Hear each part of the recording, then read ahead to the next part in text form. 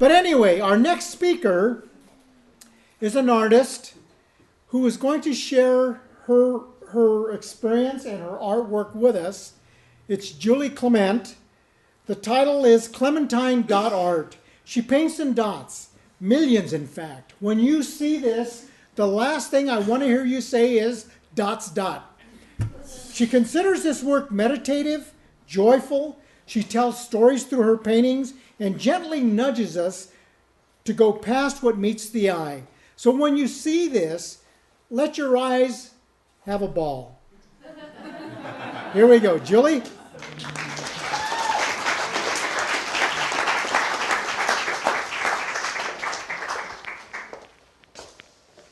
The fascination with dots started when I was 4, so they say. I don't really remember, but I did tell my family I was going to get married in a red and white polka dot dress, and so I did. And my Katrina is back there, and she's wearing my wedding dress. So I take my paintings from real life experiences, and I rescued a bald eagle, and then I dreamt about the eagle, and then I had this made, and then I polka dotted it, and so this is a throne. It's about this tall, and it has the claws that were stuck in the other eagle's, or the talons stuck in the other eagle's stomach, and that was a life-changing experience. And in the dream, it was the phoenix rising, and so the flames are on the back of the throne, and all the symbols on the front of the throne have deep meaning for me, and it's part of my process.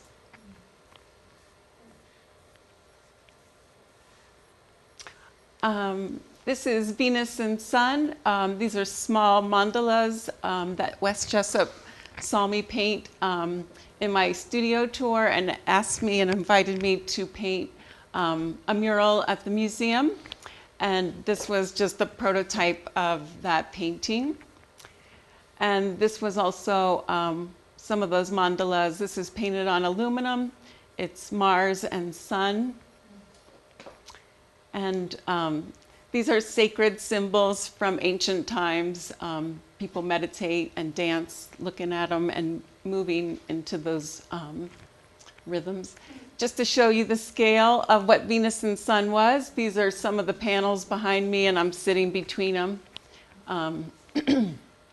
And it was a pleasure to be at the Longmont Museum. They gave me the space, the warehouse to paint in, and it was a 6-week process, and I really wanted 6 months, but I had 6 weeks. So this is Venus and Sun, and this commemorated the Venus transit in 2012 on June 5th when Venus moved in front of the Sun and appeared as a black dot. And this was my interpretation of that planet, Venus, being the planet of love and sexuality, art and beauty.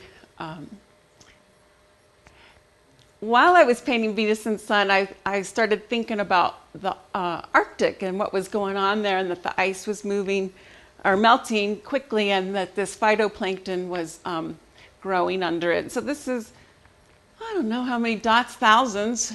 It took, I think, a month, and the red tendril from Venus and Sun is appearing in some of these paintings.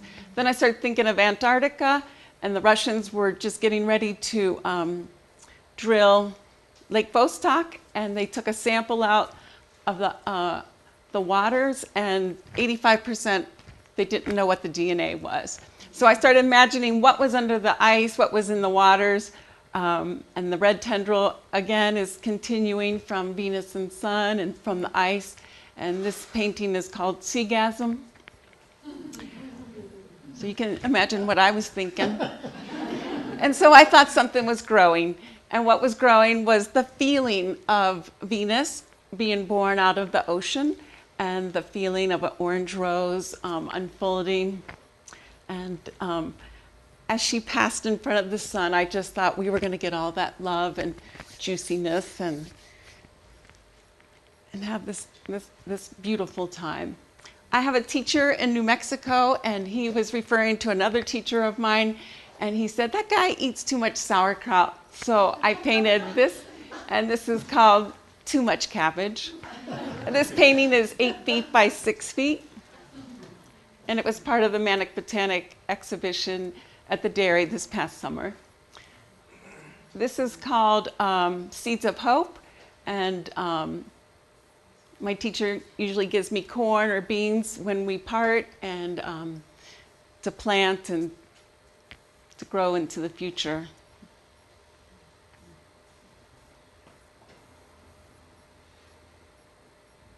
This is called Pomegranate, and it was from a book that I read called Pomegranate Roads, a Soviet botanist's exile from Eden, and that was a very fascinating book. So a lot of my paintings come from books or songs, or just my personal experiences, dreams. This painting is called The Great Mother, and it was the first time I painted dots on canvas. I had always painted just on wood, and this painting it's 4 feet by 4 feet, and it has 258,669 dots. And I also work for corporations or anti-corporations, Oscar Blues, and this was a bench that I created for them out of a firkin, or what we would call a keg, and a Ford differential, and that became the beer holder. I think that's going into their new restaurant called Cyclops. I also work with Micron Technologies. I taught the engineers. Yes, you can teach engineers how to paint, and they were fascinated with the dots, so they painted this in binary code. So all of these are messages for their loved ones or their coworkers. And then my husband always refers to our dog and always says, "I'm gonna bite you." So I just put this in because of his big teeth, and I'm saying, "I'm gonna bite you." That was just painted for a kid's room.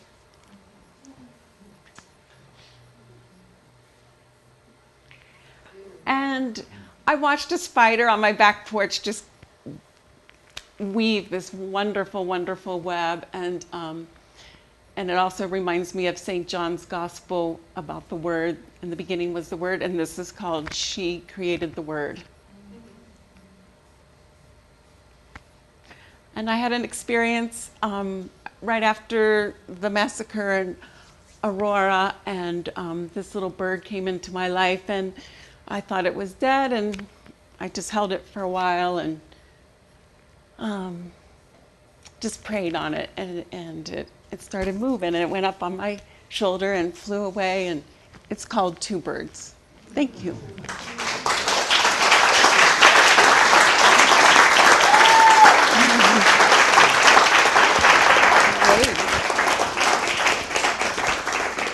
Thank you, Julie. That was very good. See, you thought art just happened. It's a very deep process, believe me. When I see my wife working on art, I just see her go into a fugue, and I think, wow, who's going to come out at the other end? And usually it's, could you do me a favor? Remember, if you're married, those of us that are married and we have wives and somebody who's special, when they say there's something that has to be done and they want you to do it, they always say, you know what we have to do? So after about 30 some years of marriage, I finally realized my real name is we.